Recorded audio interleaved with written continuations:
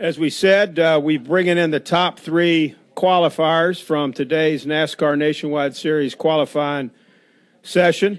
And coming in second is Kyle Larson. He drives the number 42 Axe Piece Chevrolet. And Kyle, first off, your impressions, your thoughts about this new style of qualifying. Yeah, the new qualifying was really wild, especially since it's on a super speedway. So it was a lot of fun. I thought we might have waited too long to try and get behind a good enough pack, because I thought they were going to start pulling off, because I wasn't sure if they'd all lay down at what they thought would be a good enough lap. So I was worried that people would start pulling off and we wouldn't get as good of a tow as we needed. But luckily it all worked out. Had a few hairy moments there during our lap, where we squeezed through the middle of two different groups, and we had to check up and hit the brakes. So I wasn't sure how our lap was going to be, but I felt like we had a good enough run to get up front. So really good effort for Turner Scott Motorsports. This is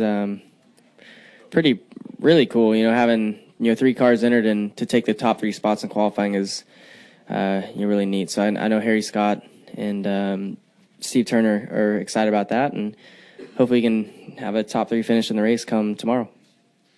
Hey, questions for Kyle? Take a few questions. We'll start up here with Dustin and go to Stan. Dustin Long, MRN.com. Kyle, when exactly did you guys go out, and can you talk about that process? Because I know some other guys kind of talked about they felt like they needed to go out first and thought they would be able to build a quick lap, and said, well, the Turner Scott guys apparently figured it out better than we did today. Yeah, we let I'd say most of the field out before we went. We were probably, I don't know, 3/4 of the way in. And we actually had to, we lifted. I mean, we were running half throttle around there for 2 laps waiting for the big pack to pass us, and we still ran half throttle after they got by us to try and build that gap, and then just got a huge run up to them. So, like I said, I thought we waited too long, and the big group might have gotten away from us, but it all worked out, and we had a huge head of steam coming towards them. How far behind the big group were you guys? Ask her. She was leading the pack. Not far I couldn't enough. see. I could just see her rear bumper. Not far enough. Yeah. Yeah, I mean, you didn't want to drop back too far, but I really was confident that they were punching such a big hole that we were going to catch up. And, we stayed organized, and when everyone's in a big pack, they're all over the place. I'm sure you could kind of see that in the corners. I mean, when we did 2 timed laps. The first one probably wasn't the greatest, because when the pack went by, my spotter said get going, and they weren't far enough away. So we didn't really get on it until out of 4. So that lap was probably okay, but it wasn't great. And it was that next lap that was the one. And we caught them down the back straight. And so it was a matter of my spotter saying, let me know where you're going to go so I can tell them. And I'm like on the radio going, I'm going to go. I have no idea where I'm going. How about the middle? Luckily, the cars kind of parted in front of me a little bit, and we went through the middle. And they were great at following. I know how hard it is to be the cars following and going, where are we going? Where are the other cars at? Please don't screw us. So then when we came into 4, there was 2 cars that were too tight together. They had kind of drifted up, almost like they were trying to kind of play chicken to slow us down. But I just had one little lift and stuck my nose in, and probably got pretty close to them. And they moved a little bit and got right back into it. And we got a good pull down the front straight. I could really feel that. So it ended up being good enough.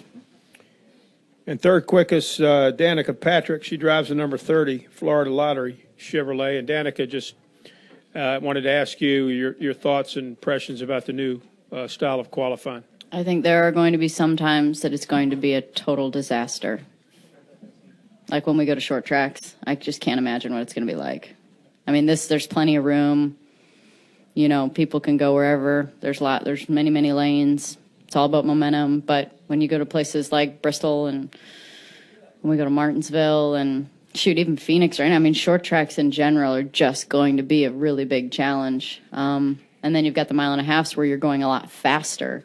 So, I mean, I think these speedways are really interesting, and there's a lot of moving around, but there are going to be some that you're going to find a lot of drivers really mad at other ones, or spotters mad at spotters, probably, because as drivers, we pretty much go when our spotter tells us to go. So, it's if NASCAR was looking at making it interesting for the fans, they've done that. Take questions now for Kyle or Danica. Right here, Mike. I'm sorry, Stan's got one, and then Mike Embry. Go ahead, Stan, finish up. Okay, Stan Creekmore with RPMTonight.com.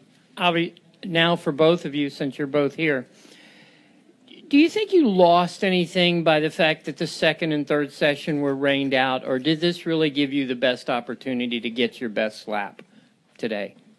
Well, we're 1, 2, 3. Yeah. I mean, as a team, we can't really be any better than that. No. I mean, I'd like to be one spot ahead, Yeah, but I mean, I'd like to be first. I mean, leading the head of steam, I would have loved to have had the quickest lap and been on the pole, but, you know, that's kind of I mean, I thought it was interesting that the laps flipped, like the last car was the quickest, and because in practice it's always the lead car that's the quickest, and then 100th behind it is the next car, and then 100th behind that's the next car, but, you know, I think in luck of the draw, just nailing it and getting it right, I think as a team being 1, 2, 3 is exactly what we were trying for. and I definitely think the car owners are happy that we aren't doing 2 more sessions. Yeah. It would have been cool to see how it shook out, though, and how it went just for experience moving forward to see how the second and third session plays out. I mean, shoot, just learning little rules on pit lane. Like at one point in time, they told me I couldn't get in the car while it was green because I needed to have a helmet on. And then all of a sudden afterwards, they said, okay, well, if you're going to walk to the car, I guess you can not have your helmet on getting to the car. It's like those poor guys in pit lane, the one person that gets to go over have to wear those little peanut helmets. And then pit road speed applies, too. So Yeah. there was things we were learning throughout the whole qualifying. Mm-hmm. Mike Embry. Mike Embry, USA Today. Danica, as you mentioned, next week is going to be very different at Phoenix, but how do you imagine that working there? Do you guess that drivers will attempt to get out first, get that clean lap, and it'll be over? Or what do you think about strategy? Well, I do think you're going to want to get out first because you're going to want to give as much time for your engine to cool down and your tires to cool down as you can. The draft does not apply anymore. So the way that you go the fastest is to tape it up and get the most out of the tires on the first lap with new tires. So you're gonna want to give it time to cool down because you can't run any sort of systems out there to cool things off. So you're gonna want to get it done, and it's gonna make the track really busy to start with. Also, though, for Phoenix, I think seems like the longer you run, the faster you go. So there might be teams that don't tape up as much and run more laps. So I think Phoenix next week will be pretty interesting also. Yeah. Who had a question here? Jay? Jay Pennell of Fox Sports. How much did you learn out there about how these cars will race on Saturday? If you all were focused on primarily getting a fast lap, it seemed like everybody was kind of dodging traffic and looked kind of chaotic out there at times. Do you think that was just because people were trying to get fast laps, or do you think we'll see some of that on Saturday during the race? Go for it. I don't know. It's hard to say a little bit. It won't be as chaotic for sure tomorrow, but I think there'll still be a lot of good racing. I think the Daytona race, the first Daytona race last year, to me felt like more pack racing, which I think we're going to be dealing with tomorrow, and it was a blast, and you were able to change lines and move forward like that. So I think it'll be a really good race and exciting for us drivers. And then when it comes down to the end of the race, it's going to be pretty chaotic with people going every way. I think it'll be 3-4 wide at times, so it'll be good. Yeah, I think without the bump drafting in nationwide, it's going to make things calm down a fair amount. You won't see us moving around as much as there was in qualifying there because people are just trying to get runs. Some are slowing down. So it'll be more like the Cup race probably. Back in the back to the right. Go ahead, Jerry. Jerry Bunkowski, NBCSports.com.